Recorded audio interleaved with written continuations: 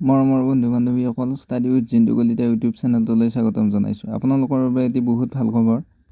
আজি মুখ্যমন্ত্ৰী মহোদয়ে ফেচবুক লাইভ যোগে অসম পুলিচৰ SI, ড্ৰাইভাৰ, কনষ্টেবল, ABUBৰ সকলো পদৰ এক্সাম ডেট ঘোষণা কৰিছে আৰু ৰিজাল্ট ডেট ঘোষণা কৰিছে। মই আপোনালোকৰ আগত ভিডিঅ' ক্লিপটো বজাই দিছোঁ।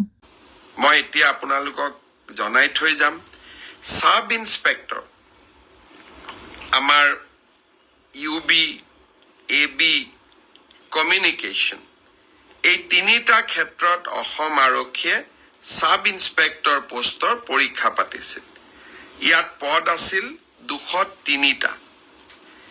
ইয়াৰে ইতিমধ্যে লিখিত পৰীক্ষা হৈ গ'ল আৰু এই লিখিত পৰীক্ষাত যিসকলে উত্তীৰ্ণ হ'ল, যিসকলে কাট অফ নম্বৰ পাবলৈ সক্ষম হ'ল, তেওঁলোকৰ তালিকা 6 মাৰ্চ তাৰিখে আৰক্ষী বিভাগে প্ৰকাশ কৰিব। 6 মাৰ্চ তাৰিখে লিখিত পৰীক্ষাৰ ৰিজাল্ট হোৱাৰ লগে লগে PST আৰু PET আৰম্ভ হ'ব আৰু PST আৰু PETৰ এডমিট কাৰ্ড আপোনালোকে 9 মাৰ্চত ডাউনলোড কৰিব পাৰিব আৰু PST আৰু PET 17 মাৰ্চৰ পৰা আৰম্ভ হ'ব। এয়া হ'ল অসম পুলিচৰ সাব ইন্সপেক্টৰ UB, AB আৰু কমিউনিকেশ্যন ইয়াৰ বাবে যি পৰীক্ষা হৈছিল। ইয়াৰ পিছত আমাৰ এটা ডাঙৰ পৰীক্ষা হৈছিল কনষ্টেবল,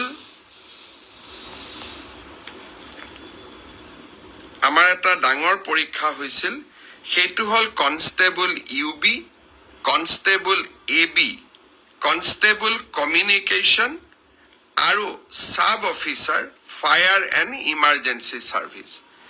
কনষ্টেবলৰ UBত পোষ্ট আছিল 1760টা, কনষ্টেবল ABত পোষ্ট আছিল 2301টা, কনষ্টেবল কমিউনিকেশ্যনত পোষ্ট আছিল 466টা আৰু সাব অফিচাৰ ফায়াৰ ছাৰ্ভিচত পোষ্ট আছিল মাত্ৰ 1টা।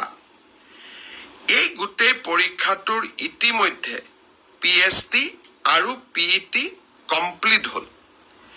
এই পৰীক্ষাটোৰ যিসকলে PST, PETত কোন পাছ কৰিলে, ইয়াৰে ৰিজাল্ট অসম আৰক্ষীয়ে 12 মাৰ্চ তাৰিখে ঘোষণা কৰিব।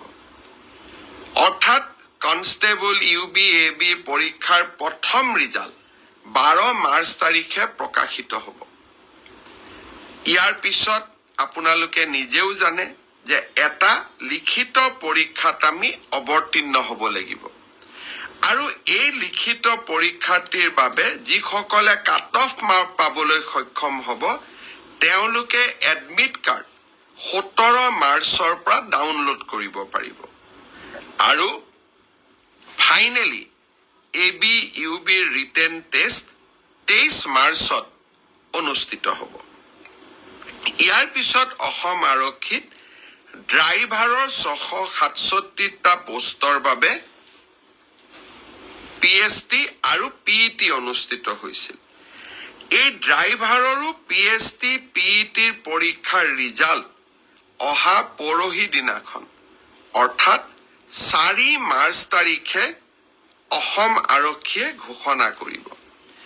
ইয়াৰ পিছত স্বাভাৱিকভাৱে ড্ৰাইভিং টেষ্ট হ'ব আৰু ড্ৰাইভিং টেষ্টৰ পৰীক্ষাৰ বাবে এডমিট কাৰ্ডো 4 তাৰিখৰ পৰা লাভ কৰিব পাৰিব আৰু written test, driving test written পিছত হ'ব, প্ৰথমতে ড্ৰাইভিং হ'ব। ড্ৰাইভিং টেষ্ট 10 মাৰ্চত পৰা অনুষ্ঠিত হ'ব।